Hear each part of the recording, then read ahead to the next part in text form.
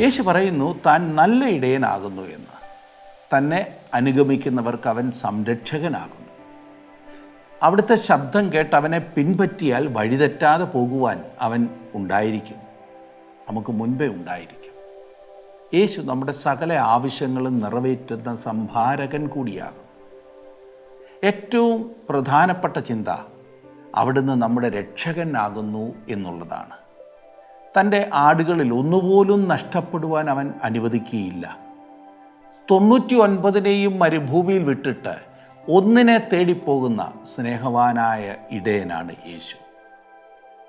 വിശുദ്ധ യോഹന്നാൻ എഴുതിയ സുവിശേഷം 10-ാം അധ്യായത്തിൽ യേശു തൻ്റെ ഈ ശുശ്രൂഷ, ഒരു ഇടയനായിരിക്കുന്നതായ ശുശ്രൂഷയെക്കുറിച്ച് പറഞ്ഞിരിക്കുന്നത് നിങ്ങൾ ശ്രദ്ധിച്ചാലും അതിമനോഹരമായി അത് വിവരിച്ചിട്ടുണ്ട്. എടുത്താട്ടെ വിശുദ്ധ യോഹന്നാൻ എഴുതിയ സുവിശേഷം 10-ാം അധ്യായം.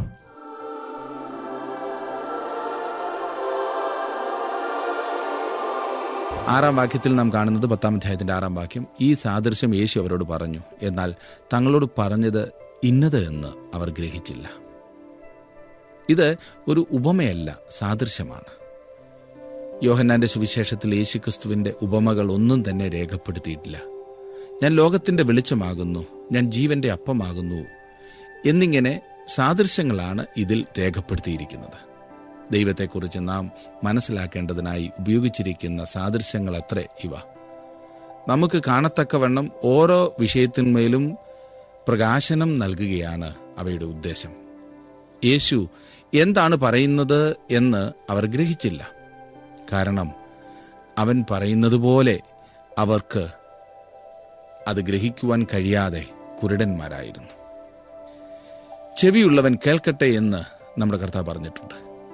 ചെവിയുണ്ടെങ്കിലും കേൾക്കാൻ കഴിയാത്ത അവസ്ഥയും ഉണ്ടാകാവുന്നതാണ്.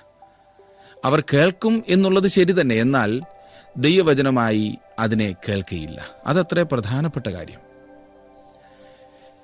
ആടുകളുടെ വാതിൽ എന്നുള്ള വിഷയമാണ് 7 മുതലുള്ള വാക്യങ്ങളിൽ നാം കാണുന്നത്. 7ഉം 8ഉം വാക്യങ്ങൾ ഞാൻ വായിക്കട്ടെ. യേശു പിന്നെയും അവരോട് പറഞ്ഞത്, ആമേൻ ആമേൻ ഞാൻ നിങ്ങളോട് പറയുന്നു, ആടുകളുടെ വാതിൽ ഞാനാകുന്നു. എനിക്ക് മുമ്പേ വന്നവർ ഒക്കെയും കള്ളന്മാരും കവർച്ചക്കാരും അത്രേ.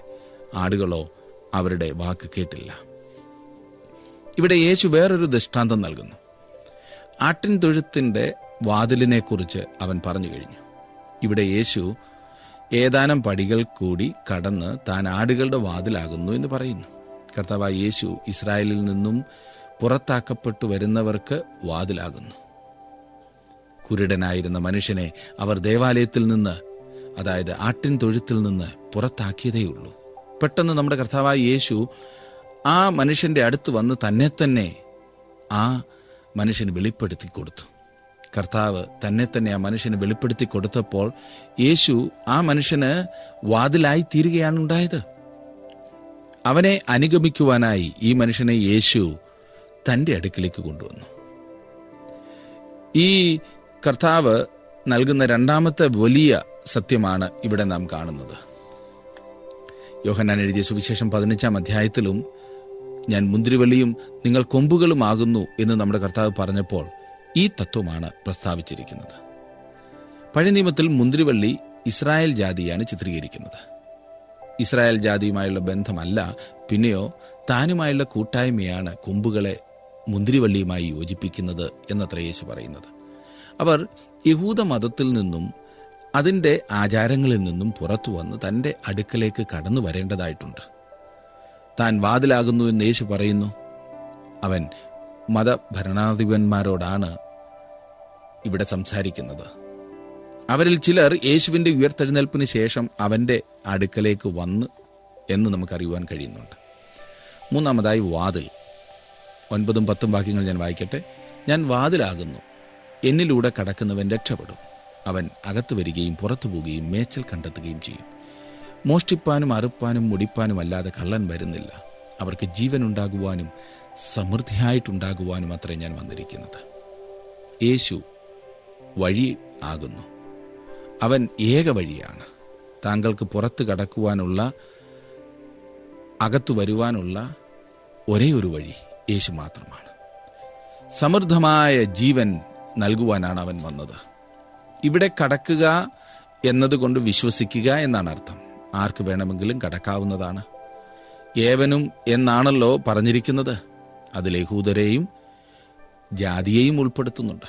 ഈ വാതിലിലൂടെ കടക്കുന്നവർ പാപത്തിന്റെ ശിക്ഷയിൽ നിന്നും ശക്തിയിൽ നിന്നും സാന്നിധ്യത്തിൽ നിന്നും രക്ഷപ്പെടും. കടക്കുന്നവന് ലഭിക്കുന്ന 4 അനുഗ്രഹങ്ങൾ രക്ഷ, ഭദ്രത, സംതൃപ്തി, സ്വാതന്ത്ര്യം എന്നിവയാണ്.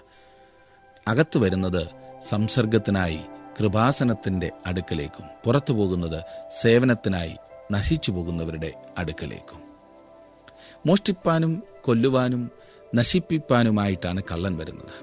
നല്ല ഇടയനാകട്ടെ പാപികളെ രക്ഷിക്കുന്നതിനും നമുക്ക് ജീവൻ നൽകുന്നതിനും സമൃദ്ധിയായ ജീവൻ നൽകുന്നതിനും അത്ര വന്നിരിക്കുന്നത്. മോഷ്ടിപ്പാനും അറുപ്പാനും മുടിപ്പാനും അല്ലാതെ കള്ളൻ വരുന്നില്ല എന്ന് യേശു പറയുമ്പോൾ തൻ്റെ കാലത്തുണ്ടായിരുന്ന പരീശന്മാരെയും സദൂക്യരെയും ആകുന്നു അവൻ ഉദ്ദേശിച്ചത്. ദൈവാലയ ആരാധനയോടുള്ള ബന്ധത്തിൽ അവർ മോഷ്ടിച്ചു. സത്യാരാധനയ്ക്ക് അവർ തടസ്സമായിരുന്നു. യേശുവിനെ അവരാണ് കൊന്നത്.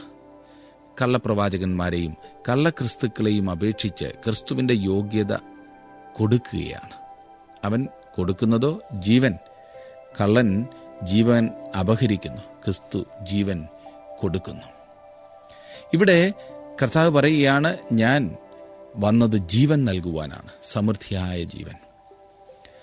ആട്ടിൻ തൊഴുത്തിൻ്റെ വാതിൽ കർത്താവാകുന്നു. ആട്ടിൻ തൊഴുത്ത് ഇസ്രായേൽ ജാതിയെ കുറിക്കുന്നു. യേശു തൻ്റെ ആടുകളെ യഹൂദ മതത്തിൽ നിന്നും അതിൻ്റെ ന്യായപ്രമാണ വ്യവസ്ഥതയിൽ നിന്നും നയിച്ചു കൊണ്ടുവരും എന്നത്ര ഇവിടെ നമുക്ക് കാണുവാനായിട്ട് സാധിക്കുന്നത്. ആടുകളുടെ വാതിൽ, അത് 7-ാം വാക്യത്തിൽ നാം കണ്ടല്ലോ. ആടുകളുടെ വാതിൽ യഹൂദ മതത്തിൽ നിന്നും പുറത്തു വരുന്നവർക്കുള്ള വാതിൽ യേശുവാണ്. ഉദാഹരണമായി സൗഖ്യം പ്രാപിക്കുകയും പള്ളിഭ്രഷ്ടനാക്കപ്പെടുകയും ചെയ്ത കുരുടനായ മനുഷ്യൻ, അവൻ അവരെ വിളിച്ച് വേർതിരിച്ചു. ഈ വക്രതയുള്ള തലമുറയിൽ നിന്ന് രക്ഷിക്കപ്പെടുവീൻ എന്നവരോട് പറഞ്ഞു. 9-ാം വാക്യത്തിൽ നാം വാതിൽ കാണുന്നു. യഹൂദനും യവനനും ഒരുപോലെ യേശുക്രിസ്തു വാതിലാകുന്നു. രക്ഷയ്ക്കായുള്ള വാതിൽ അവനാണ്.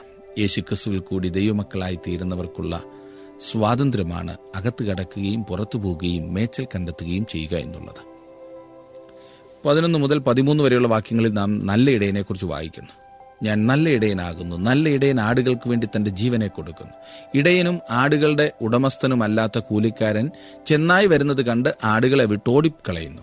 ചെന്നായി അവയെ പിടിക്കുകയും ചിഹ്നിച്ചു കളയുകയും ചെയ്യുന്നു. അവൻ കൂലിക്കാരനും ആടുകളെക്കുറിച്ച് വിചാരമില്ലാത്തവനുമല്ലോ.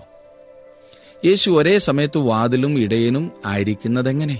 ആടുകളെ സൂക്ഷിക്കുന്നതിന് വാസ്തവത്തിൽ വിജാഗിരിമേൽ കറങ്ങുന്ന കതകുപലകയോ അതിന് ഒരു പൂട്ടോ ഉണ്ടായിരുന്നില്ല. ആടുകളുടെ കാവൽക്കാരൻ വാതിൽക്കൽ കിടന്നുറങ്ങിയിരുന്നു. അങ്ങനെ അവൻ തന്നെയായിരുന്നു വാതിൽ.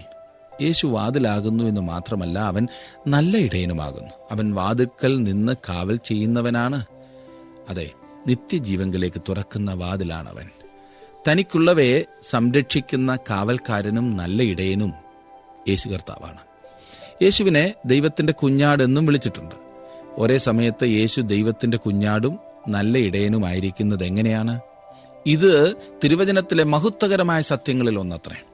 ലോകത്തിൻ്റെ പാപത്തെ ചുമക്കുന്ന ദൈവത്തിൻ്റെ കുഞ്ഞാടാണവൻ. അവൻ താണിറങ്ങി വന്ന് ആടുകളായ നമ്മോട് കൂടെ തന്നെ ഏകീഭവിപ്പിച്ചു. എന്നാൽ അവൻ ഇടയൻ കൂടിയാണ്. അവൻ കുഞ്ഞാടായി തീർന്നു എന്ന വസ്തുത യേശുക്രിസ്തുവിൻ്റെ മനുഷ്യത്വത്തെയാണ് ചൂണ്ടിക്കാണിക്കുന്നത്. അവൻ നല്ല ഇടയനാകുന്നു എന്നത് ക്രിസ്തുവിൻ്റെ ദൈവത്വത്തെ സൂചിപ്പിക്കുന്നു. അവൻ മാത്രമാണ് നമ്മെ രക്ഷിപ്പാൻ പ്രാപ്തനും മതിയായവനും. വേറെ യാതൊരു വ്യക്തിയും നമ്മെ രക്ഷിപ്പാൻ കഴിവുള്ളവരായിട്ടില്ല. അവൻ ദൈവമായിരിക്കേണ്ടത് അത്യാവശ്യമത്രേ. ഇവിടെ സഭ എന്നറിയപ്പെടുന്ന തൻ്റെ ആടുകളുമായി കർത്താവായ യേശുക്രിസ്തുവിന് 3 വിധമായ ബന്ധമാണുള്ളത്. ഒന്നാമത്, അവൻ നല്ല ഇടയനാണ്. 11-ാം വാക്യത്തിൽ അവൻ നല്ല ഇടയൻ്റെ നിർവചനം നൽകിയിരിക്കുന്നു. ഞാൻ നല്ല ഇടയനാകുന്നു. നല്ല ഇടയൻ ആടുകൾക്ക് വേണ്ടി തൻ്റെ ജീവനെ കൊടുക്കുന്നു. രണ്ടാമതായി, അവൻ വലിയ ഇടയനാണ്. എബ്രായ ലേഖനം 13-ാം അധ്യായത്തിൻ്റെ 20-ാം വാക്യത്തിൽ നാം ഇപ്രകാരം വായിക്കുന്നു: നിത്യനിയമത്തിൻ്റെ രക്തത്താൽ ആടുകളുടെ വലിയ ഇടയനായി നമ്മുടെ കർത്താവായ യേശുവിനെ മരിച്ചവരുടെ ഇടയിൽ നിന്ന് മടക്കി വരുത്തിയ സമാധാനത്തിൻ്റെ ദൈവം. 3-ാം സങ്കീർത്തനത്തിൽ കാണുന്നത് അവൻ ആടുകളുടെ വലിയ ഇടയനാകുന്നു. എന്നാൽ അതുകൊണ്ട് ചിത്രം പൂർണ്ണമാകുന്നില്ല. അവൻ ഇടയശ്രേഷ്ഠൻ കൂടിയാണ്. ഇത് ഭാവിയെ സംബന്ധിക്കുന്ന കാര്യമാണ്. 1 പത്രോസ് 5-ാം അധ്യായത്തിന്റെ 4-ാം വാക്യത്തിൽ പത്രോസ് അപ്പോസ്തലൻ ഇപ്രകാരം അത്ര പറഞ്ഞിരിക്കുന്നത്: എന്നാൽ ഇടയശ്രേഷ്ഠൻ പ്രത്യക്ഷനാകുമ്പോൾ നിങ്ങൾ തേജസ്സിന്റെ വാടാത്ത കിരീടം പ്രാപിക്കും. കൂലിക്കാരൻ ആടുകളെ സംരക്ഷിക്കുന്ന കാര്യത്തിൽ താല്പര്യം കാണിക്കയില്ല. പാവപ്പെട്ട വിശ്വാസികളെ അനാദരിക്കുന്ന, ചൂഷണം ചെയ്യുന്ന ആത്മീയ നേതാക്കളായ പരീശന്മാരെയും മറ്റും ഉദ്ദേശിച്ചാണ് കൂലിക്കാരൻ എന്ന് പറയുന്നത്. ഇന്നും അധികം കൂലിക്കാരാണ്. ധനസമ്പാദനമോ മറ്റ് ഭൗതിക നേട്ടങ്ങളോ ലക്ഷ്യമാക്കി ആത്മീക ശുശ്രൂഷ ചെയ്യുന്ന എല്ലാവരും കൂലിക്കാരാണ്. ഇന്ന് അനേകർക്കും സുവിശേഷ വേല ഭൗതിക നേട്ടങ്ങളായ ധനസമ്പാദനം, സ്ഥാനമാനങ്ങൾ, സുഖസൗകര്യങ്ങൾ എന്നിവയ്ക്ക് വേണ്ടിയാണ്. അതുകൊണ്ട് തന്നെ ആടുകൾ, അതെ പാവപ്പെട്ട വിശ്വാസികൾ, ബലി കഴിക്കപ്പെടുന്നു. ശരിയായ ആത്മീക ഭക്ഷണം ലഭിക്കാത്തതിനാൽ ആടുകൾ ചത്തുപോകുന്നു. ദൈവവചനം പഠിപ്പിക്കുവാൻ കൂലിക്കാർക്ക് സമയമില്ല. കൂലിക്കാരൻ തൻ്റെ ജീവനെ രക്ഷിക്കേണ്ടതിന് ആടുകളെ ബലി കഴിക്കുന്നു. നല്ല ഇടയൻ ആടുകളെ രക്ഷിക്കേണ്ടതിന് സ്വജീവൻ ബലി കഴിക്കുന്നു. സുവിശേഷ വേലയിലായിരിക്കുന്ന എൻ്റെ പ്രിയ സുഹൃത്തെ, എന്ത് വില കൊടുത്തും ആടുകളെ സംരക്ഷിക്കുവാൻ, തീറ്റിപ്പോറ്റുവാൻ താങ്കൾ തയ്യാറാണോ? ഇനിയും 14-15 വാക്യങ്ങളിൽ നാം കാണുന്നു: ഞാൻ നല്ല ഇടയൻ, പിതാവ് എന്നെ അറിയുകയും ഞാൻ പിതാവിനെ അറിയുകയും ചെയ്യുന്നത് പോലെ ഞാൻ എനിക്കുള്ളവ അറിയുകയും എനിക്കുള്ളവ എന്നെ അറിയുകയും ചെയ്യുന്നു. ആടുകൾക്ക് വേണ്ടി ഞാൻ എൻ്റെ ജീവനെ കൊടുക്കുന്നു. ഇവിടെ മനോഹരമായ ഒരു ബന്ധം കാണുവാൻ കഴിയുന്നു. അവൻ തൻ്റെ ആടുകളെ അറിയുന്നു, അവൻ്റെ ആടുകൾ അവനെ അറിയുന്നു.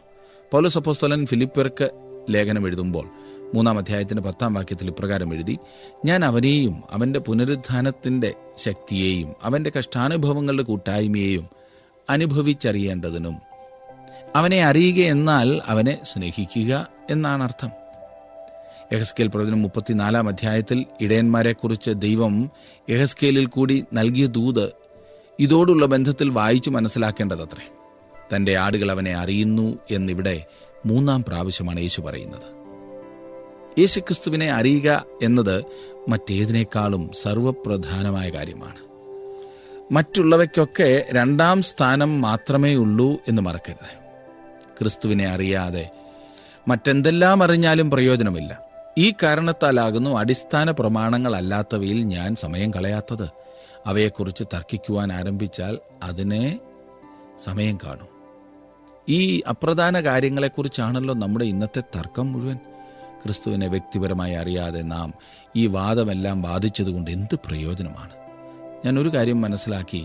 ഈ തർക്ക വിഷയങ്ങളിലായി പലരും കൊണ്ടു നടക്കുന്നവയ്ക്കെല്ലാം ശരിയേതോ തെറ്റേതോ എന്ന ഒരു വിഷയത്തിലല്ല, നല്ലതേതാണ്, അത്രയും അല്ലാത്തതേതാണ് എന്ന വിഷയത്തിലാണ്. അവനെ അറിയുക എന്ന അടിസ്ഥാന പ്രമാണം വിട്ടിട്ട് ഈ നല്ലതിൻ്റെയും ചീത്തയുടെയും പുറകെ ഓടിയാൽ ഉള്ള ആത്മീകം കൂടി പോയി കിട്ടും എന്ന് മറക്കരുത്. മതത്തെക്കുറിച്ചും ഈ വിശദീകരണങ്ങളെക്കുറിച്ചുമുള്ള വാദപ്രതിവാദങ്ങൾ നമുക്ക് അവസാനിപ്പിക്കാം സുഹൃത്തെ. യേശുക്രിസ്തുവിനെ അറിയുക എന്നത് ജീവിതത്തിലെ പരമപ്രധാനമായ കാര്യമത്രേ. താങ്കൾ അവൻ്റെ ശബ്ദം കേൾക്കുന്നുണ്ടോ? താങ്കൾ ഇടയനെ അറിയുന്നുണ്ടോ? യേശുവിനെ പോലെയുള്ള ഇടയൻ മറ്റാരുമില്ല. 16-ാം വാക്യത്തിൽ നാം കാണുന്നു: ഈ തൊഴുത്തിൽ ഉൾപ്പെടാത്ത വേറെ ആടുകൾ എനിക്കുണ്ട്, അവയെ എല്ലാം ഞാൻ നടത്തേണ്ടതാകുന്നു. അവ എൻ്റെ ശബ്ദം കേൾക്കും, ഒരാട്ടിൻകൂട്ടവും ഒരിടയനുമാകും. തൊഴുത്ത് ഇസ്രായേൽ ജാതിയാണ്. ഈ തൊഴുത്തിൽ ഉൾപ്പെടാത്ത വേറെ ആടുകളുമുണ്ട്. അവർക്കും അവൻ്റെ ശബ്ദം കേൾക്കുവാൻ കഴിയും. ഒരാട്ടിൻകൂട്ടവും ഒരു ഇടയനും ഉണ്ടായിരിക്കും. ഒരു ആട്ടിൻകൂട്ടം ഉണ്ടായിരിക്കുമെന്ന് പറഞ്ഞിരിക്കുന്നത് പ്രത്യേകം ശ്രദ്ധിക്കുക. യഹൂദന്മാരും യവനന്മാരും ധനവാന്മാരും ദരിദ്രനും ദാസനും സ്വതന്ത്രനും ആണും പെണ്ണും കറുത്തവനും വെളുത്തവനും എല്ലാ ജാതിയിലും ഭാഷയിലും വംശത്തിലും പെട്ടവർ ഉൾപ്പെടുന്ന ഒരു ആട്ടിൻകൂട്ടമായിരിക്കും അത്. എൻ്റെ ജീവനെ വീണ്ടും പ്രാപിക്കേണ്ടതിന് ഞാൻ അതിനെ കൊടുക്കുന്നത് കൊണ്ട് പിതാവ് എന്നെ സ്നേഹിക്കുന്നു. ആരും അതിനെ എന്നോട് എടുത്തു കളയുന്നില്ല, ഞാൻ തന്നെ അതിനെ കൊടുക്കുന്നു. അതിനെ കൊടുപ്പാൻ എനിക്ക് അധികാരമുണ്ട്, വീണ്ടും പ്രാപിക്കുവാനും അധികാരമുണ്ട്. ഈ കൽപ്പന എൻ്റെ പിതാവിങ്കിൽ നിന്ന് എനിക്ക് ലഭിച്ചിരിക്കുന്നു എന്ന് 17-18 വാക്യങ്ങളിൽ നാം കാണുന്നു. ഇതെല്ലാം പിതാവിൻ്റെ ഇഷ്ടമാകുന്നു എന്ന് യേശു പറയുന്നു. അവൻ നമുക്ക് വേണ്ടി മരിക്കയാൽ പിതാവ് അവനെ സ്നേഹിക്കുന്നു. അവൻ നമുക്ക് വേണ്ടി മരിക്കിയാൽ നാമും അവനെ സ്നേഹിക്കേണ്ടതത്രേ. യേശു നമുക്ക് വേണ്ടി പാപയാഗമായി തീർന്നു. പിതാവായ ദൈവം ലോകത്തിൻ്റെ പാപത്തെ അവൻ്റെ മേൽ ഇടുകയും അവൻ എനിക്കും താങ്കൾക്കും വേണ്ടി നരകയാതന അനുഭവിക്കുകയും ചെയ്തു. നല്ല ഇടയൻ ആടുകൾക്കു വേണ്ടി തൻ്റെ ജീവനെ കൊടുത്തു. അവൻ തൻ്റെ ജീവനെ മനസ്സോടെയാണ് നൽകിയത് എന്ന കാര്യം അവൻ വളരെ വ്യക്തമായി ഇവിടെ പറയുന്നു. അവൻ്റെ വിസ്താര സമയത്ത് യേശു സമചിത്തതയോടെയാണ് നിലകൊണ്ടത്. എല്ലാം അവൻ്റെ നിയന്ത്രണത്തിൽ തന്നെയായിരുന്നു. തൻ്റെ മരണസമയവും അവൻ നേരത്തെ തന്നെ അറിഞ്ഞിരുന്നു. പെരുന്നാളിൽ യേശുവിനെ കൊല്ലരുത് എന്ന് യഹൂദന്മാർ പറഞ്ഞു. കാരണം അവർ ജനരോഷവും ഒരു ബഹളവും ഉണ്ടായേക്കുമെന്ന് ഭയപ്പെട്ടിരുന്നു. എന്നാൽ അവൻ ക്രൂശിക്കപ്പെട്ടത് പെരുന്നാൾ ദിവസം തന്നെയായിരുന്നു. അവൻ രാജകീയമായിട്ടാണ് ക്രൂശിൽ കയറിയത്. യേശുവിന് മരിക്കേണ്ട ആവശ്യവുമില്ലായിരുന്നു. എങ്കിലും അവൻ ലോകത്തിൻ്റെ പാപത്തിനു വേണ്ടി മനസ്സോടെ അത് സഹിക്കത്രേ ചെയ്തത്. വിശ്വാസത്തിൻ്റെ നായകനും പൂർത്തി വരുത്തുന്നവനുമായ യേശുവിനെ നോക്കുക. തൻ്റെ മുമ്പിൽ വെച്ചിരുന്ന സന്തോഷമോർത്ത് അവൻ അപമാനം അലക്ഷ്യമാക്കി ക്രൂശിനെ സഹിക്കുകയും ദൈവസിംഹാസനത്തിൻ്റെ വലത്തുഭാഗത്തിരിക്കുകയും ചെയ്തു എന്ന് എബ്രായലേഖനം 12-ാം അധ്യായത്തിൽ നാം വായിക്കുന്നു. യാതൊരു മനുഷ്യനും യേശുവിൻ്റെ ജീവൻ എടുത്തു കളയുവാൻ കഴിയുമായിരുന്നില്ല. തൻ്റെ ജീവനെ വെച്ചു കൊടുക്കുവാനും വീണ്ടും അതിനെ പ്രാപിപ്പാനും ഉള്ള അധികാരം യേശുവിനുണ്ടായിരുന്നു.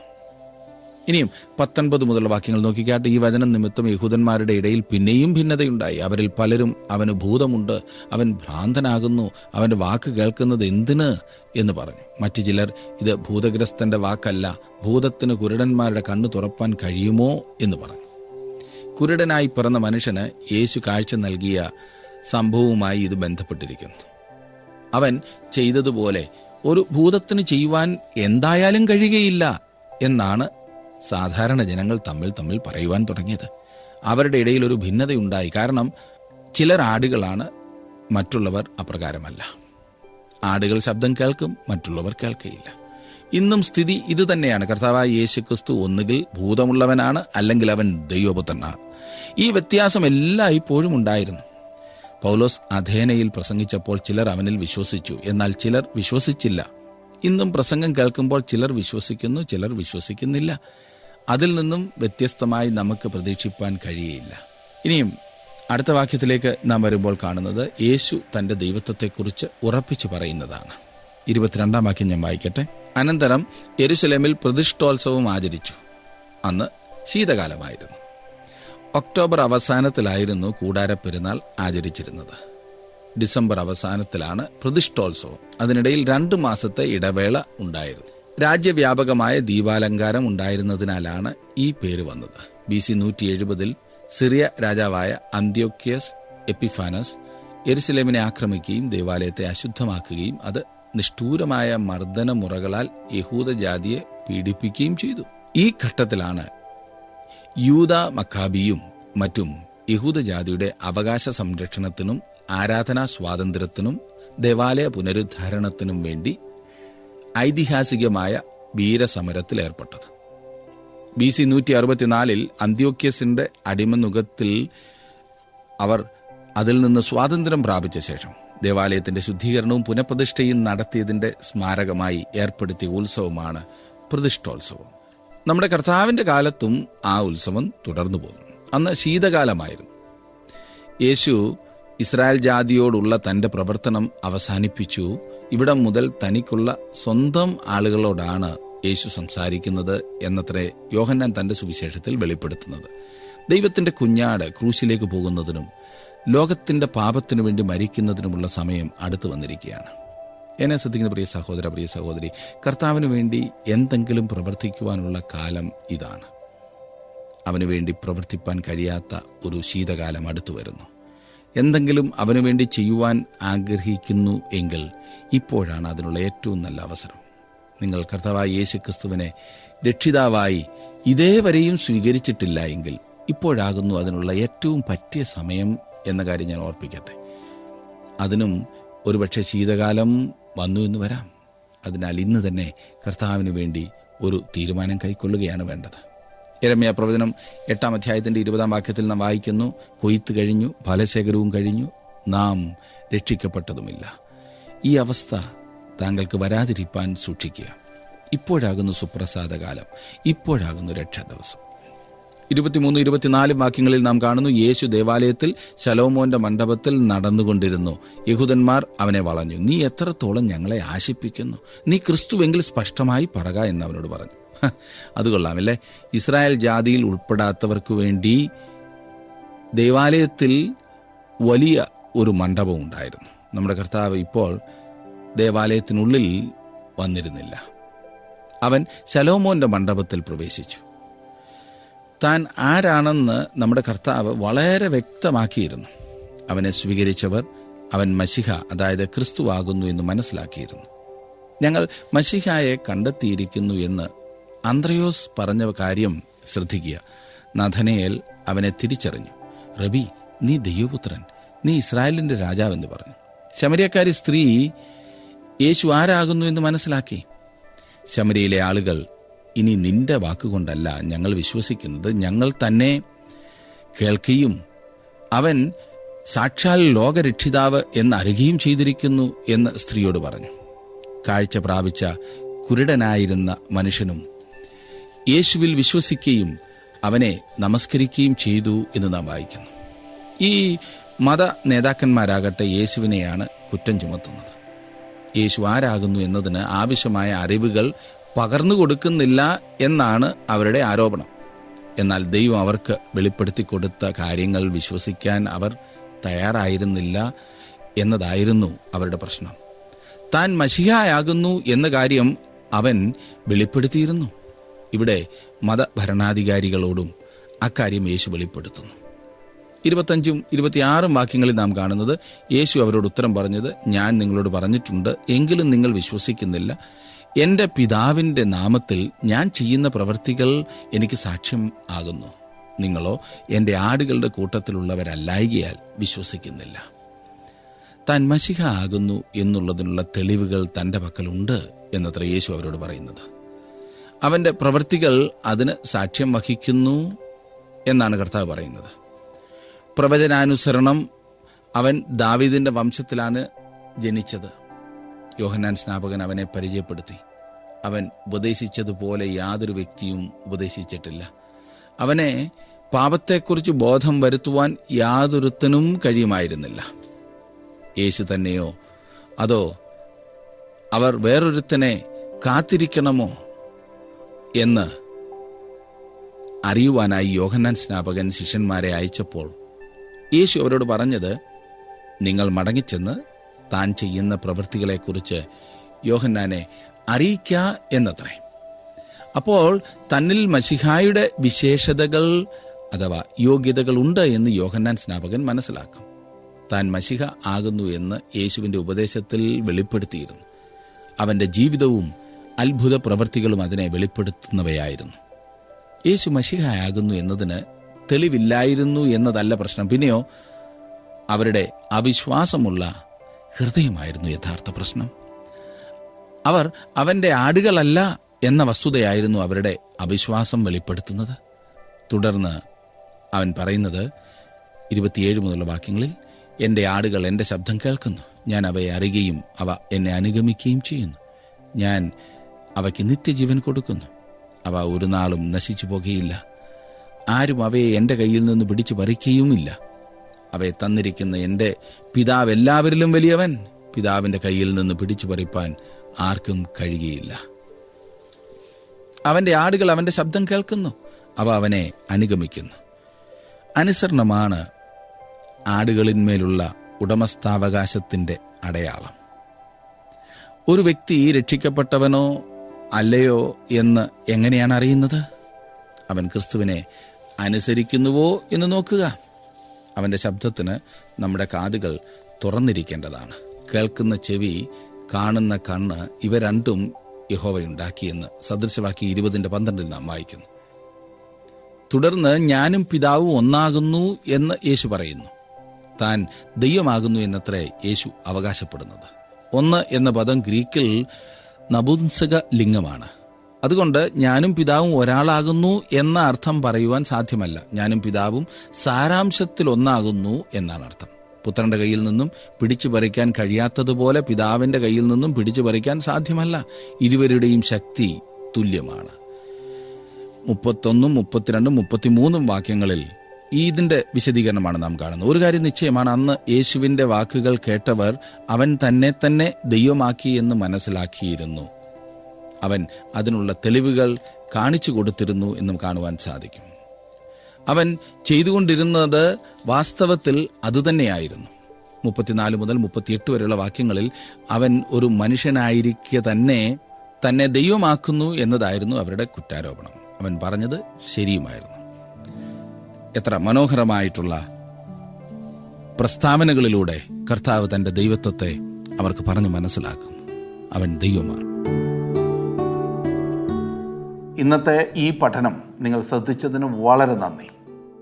ഇടയനായ യേശു, വലിയവനായ യേശു, അവനെ അറിയുന്നതാണ് ജീവിതത്തിലെ ഏറ്റവും വലിയ ഭാഗ്യം. ഇന്ന് ഈ വചനം ശ്രദ്ധിച്ച എല്ലാവർക്കും അതിന് ഇടയാകട്ടെ എന്ന് പ്രാർത്ഥിക്കുന്നു.